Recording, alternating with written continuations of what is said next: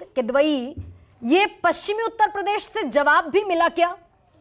एक तरफ आप विपक्ष इंडिया गठबंधन एक नैरेटिव बनाने की कोशिश में दिखा, ईडी सीबीआई और आईटी का बेजा इस्तेमाल, कांग्रेस को एक और नोटिस मिल गया 1700 करोड़ का। उधर से जवाब मिला सारे भ्रष्टाचारी जेल में रहेंगे, पूरी ताकत लगा दी जाएगी कि सब जेल में रहे। तो इन दोनों नैरेटिव में से कौन सा ज्यादा मजबूती से उठता हुआ, पहुंचता हुआ 2024 के चुनाव में बनता हुआ दिख रहा है? गरिमा, देखिए, ये तो जनता को देखना है कि किसका नैरेटिव ज्यादा जोरदार है। हाँ। दरअसल प्रधानमंत्री पूरे समय हम जब उनको देखते हैं तो इलेक्शन मोड में रहते हैं, तो उनकी ये कोई पहली सभा नहीं है।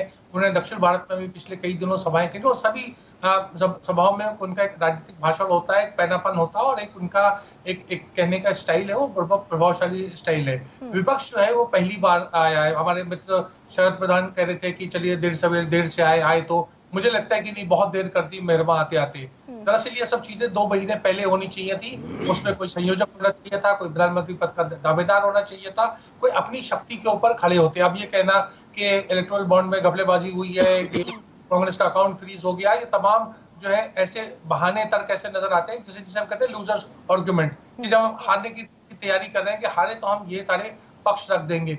जो दमखम मतलब जमीन पर नजर आना चाहिए था तमाम राज्यों में, वो हमें नहीं नजर आया, तालमेल में नहीं नजर आया। चाहे वो पश्चिमी बंगाल की बात हो, चाहे वो महाराष्ट्र की बात हो जहां भी फ्रेंडली फाइट्स की बात चल रही है, चाहे उत्तर प्रदेश का मामला हो। जिस तरह से कांग्रेस ने जो कैंडिडेट खड़े किए हैं, गरिमा, मैंने उसका ध्यान से अध्ययन किया, वो पूरा जलेबी बनाने की प्रक्रिया हुई है कि लोग मल्लिकार्जुन खड़गे पास गए, खड़गे ने कहा कि आप राहुल गांधी से मिलिए, राहुल गांधी ने कहा किसी वेणुगोपाल से मिलिए, किसी वेणुगोपाल ने कहा फिर खड़गे।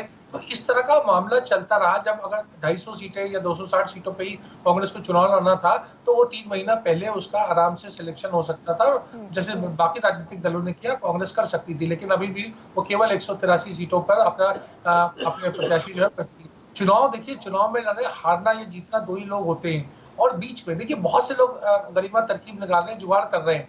मैंने जबलपुर में भी देखा कि कैंडिडेट है कांग्रेस का, वो जा के लोगों से 10-10 का नोट मांग रहा है, कह रहा है कि साहब आप हमारा अकाउंट फ्रीज हो गया, आप 10 रुपए दे दीजिए। 10 रुपए उसके जो विरोधी भी जो है, जो दुकानदार, वो भी दे देते हैं। लेकिन वो बात जो अकाउंट फ्रीज होने की बात है, वो इफेक्टिवली कर रहा है। तो इस तरह की बात राष्ट्रीय स्तर के ऊपर विपक्ष करता नजर नहीं आ रहा है। आज जरूर रामलीला मैदान में करा, और जो एक मीडिया को दोष देना, मुझे लगता है वो भी थोड़ा सा बेईमानी होता है, क्योंकि बहुत से ऑल्टरनेटिव मीडिया है, प्रिंट मीडिया है, रीजनल मीडिया है, जहाँ करना चाहिए। अगर टेलीविजन मीडिया और उसमें भी कुछ गिने चुने चैनल्स के साथ समस्या है, तो सबको ऊपर इल्जाम नहीं देना चाहिए। मैं सहमत हूँ रशीद, इस बात से तो मैं सहमत हूँ, लेकिन मुझे ये बताइए कि उत्तर प्रदेश किश्तों में सारे उम्मीदवार घोषित किए कांग्रेस ने, रायबरेली अमेठी घोषित हो जाता और वहां से एक डिसाइसिव अप्रोच दिखती कांग्रेस में, तो असर होता क्या चुनाव पर?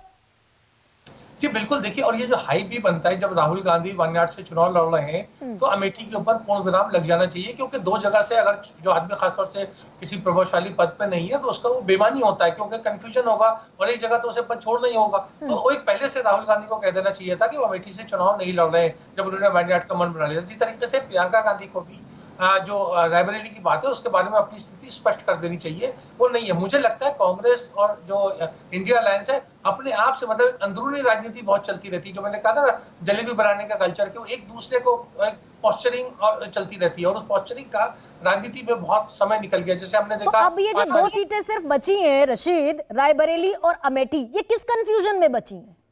कैंडिडेट नहीं मिल रहा वहां पर, जिताऊ कैंडिडेट नहीं है, या ये कंफ्यूजन यही है कि यहां से हो सकता है कि प्रियंका गांधी और राहुल गांधी का नाम आए सामने?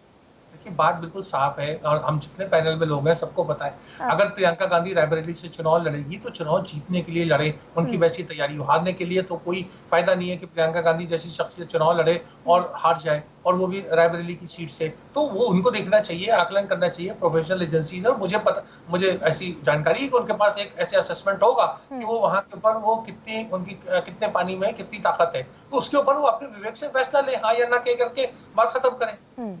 बात खत्म करें। दीपक जुड़ गए मेरे साथ, दीपक राजानी।